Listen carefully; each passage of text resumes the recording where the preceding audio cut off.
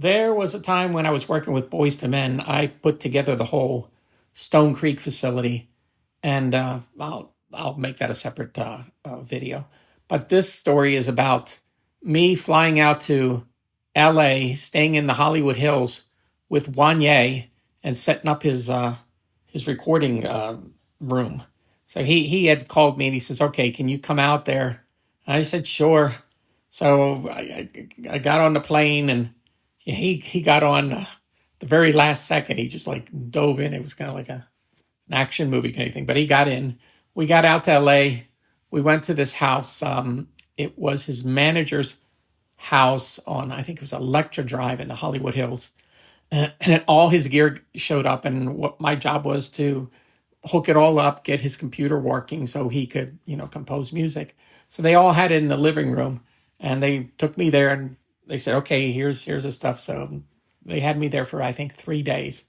So I just start wiring things up, start, configuring stuff. I also had it so all the patches for every one of the synths that he had, he could call up immediately through, I think he was using Mark of the Unicorn composer back then.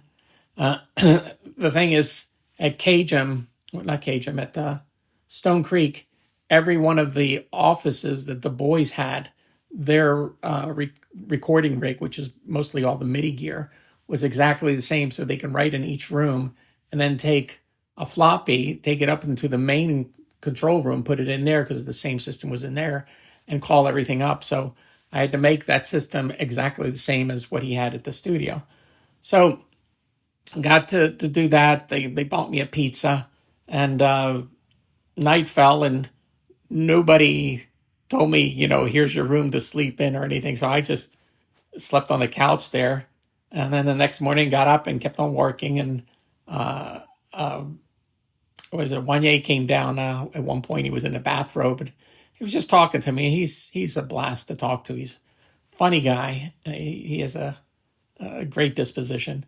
But the next day, I remember he was dating Brandy, the girl that plays Moesha, and she came over, and the two of them start arguing, like right next to me, about me, because she couldn't understand why he had to fly me out there to do all this work, and he was trying to explain to her, I'm there because I know how everything works, and he's comfortable with me. And she says, I have people out here. And he said, well, this is my people and my people. So it's a little uncomfortable. But the next day, there was no food, and everybody would leave, and I was by myself. And again, no place to sleep. And I'm in the middle of the Hollywood Hills. I'm starving. I go in the kitchen. There's no food at all. The only thing I found was a Pop-Tart. And that's it. I mean, I was just going, this is crazy. So the last day I was there, I did my work. I figured, all right, they'll get me to the airport. Get on the plane, get back home.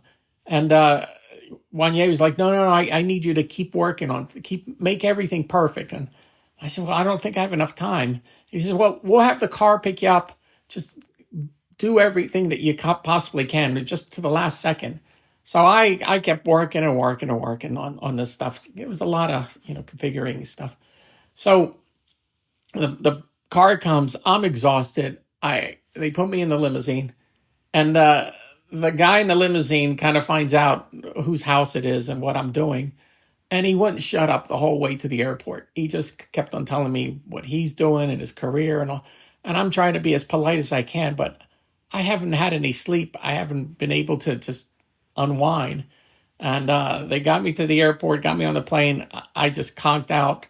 And then my wife, who ran Stone Creek Studios, had a car waiting for me, picked me up at the airport, got me home. But boy, that was a long 3 days, and they squeezed every ounce of work out of me to do that. And I just thought it was interesting. Being in the Hollywood Hills, nothing to eat other than a Pop-Tart, and I had like some pizza one day. So there's my Wanya story about going out there and helping out.